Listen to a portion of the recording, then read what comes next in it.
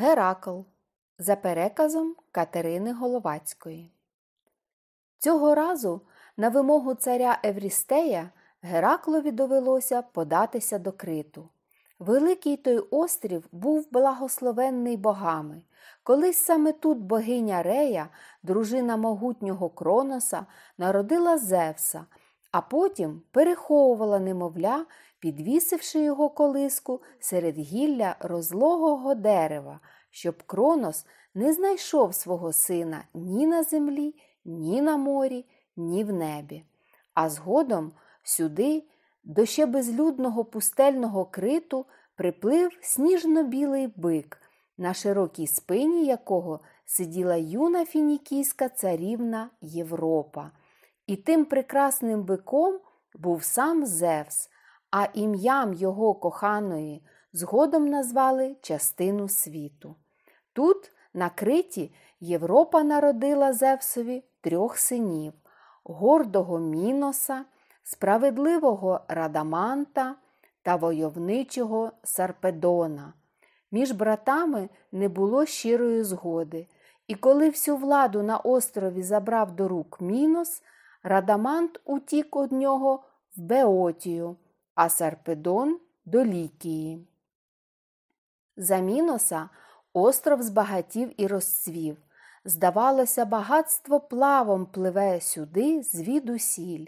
На Криті вирослі гарні міста, а найбільшим, найбагатшим серед них став Кнос, де жив цар Мінос, і де згодом, за його наказом, славетний будівничий Дедал звів палац Лабіринт. Міносова влада з кожним роком міцніла. Уже гордий цар не хотів визнавати її меж, уже він надумав змагатись навіть із богами. Якось він вирішив довести критянам прихильність до нього богів і проголосив, що безсмертні неодмінно вволять будь-яку його волю. А що критяни мовчали, не ймучи тому віри, то Мінос повів їх на морське узбережжя і став уголос просити могутнього володаря моря Посейдона послати йому найкращого бика, який ще ніколи не був у ярмі. А він, Мінос, принесе, мовляв, того бика Посейдонові в жертву. Запала мертва тиша, а тоді загуло, завирувало море, і на подив усьому людові з хвиль раптом виринув і поплив до берега здоровенний бик.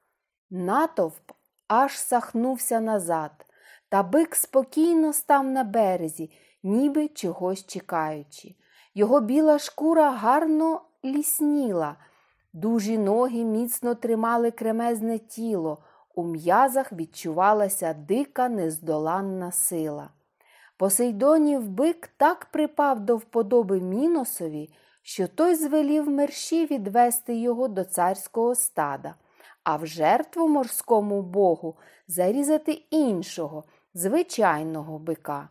Так і зробили. Задоволений Мінос подався зі своїм почтом до палацу, де довго ще всі пили пурпурове вино в захваті від того, які милостиві і щедрі до царя Міноса безсмертні боги. Але вранці сталося лихо, красень бик вирвався зі стайні на волю та ніби враз здичавівши, став нищити все, що траплялося йому дорогою. Видно, бог Посейдон не подарував Міносові ошуканства, і тепер його величезний бик став справжнім лихом для критян. Ніхто не міг спіймати, приборкати розлюченого бика, і він гасав із страшним ревінням по всьому острову, убивав людей, руйнував їхні житла і знищував сади та городи. Заморські торгові кораблі, що завжди охоче приставали до Криту, тепер негайно відпливали геть і везли в далекі краї страшну звістку про Посейдонового бика. Почув її мікенський цар Еврістей та щиро зрадів, от куди треба послати Геракла. З радощів Еврістей аж сяяв, уявляючи, як бик роздере його родича. Коли Геракл прибув на Крит, жителі острова зустріли його шанобливо, бо вже чули про незвичайні подвиги героя. Усі захоплено дивилися на його могутню постать, та нікому не вірилося, що один чоловік, бодай найдужчий, годен приборкати розлюченого бика. Збентежений цар Мінос запропонував Гераклові поміч досвідчених мисливців і пастухів, але той відмовився, бо за примхою царя Еврістея він сам один мав здолати бика. Не день і не два тривав той двобій між чоловіком і звіром. Та як же здивувалися критяни, коли врешті побачили, що Геракл жене до берега бика, але приборканого, смирного. З усіх усюд позбігалися люди. Вийшов і цар Мінос. Вітаючи Геракла, та всі боязко трималися осторонь, а герой, діставшись до берега, умостився на широкій спині бика і погнав його у воду. На очах здивованих критян той слухняно поплив, розтинаючи дужим тілом морські хвилі. Так Геракл дістався рідних берегів і потім спокійно погнав приборканого бика в Мікени, до царського палацу. Аж дух забило Еврістеєві, коли він побачив Геракла, що тримав на налигачі здоровенного білого бика. «Відпусти його!» – заверещав розпачливо цар. «Відпусти, тобі кажуть! Я присвячу його моїй покровительниці Гері!» Не встиг Еврістей доказати, як красень бик, відчувши, що Геракл попустив налигач, ураз крутнувся і помчав геть із Мікен. Довго потому не було ані згадки, ані чутки про крітського бика.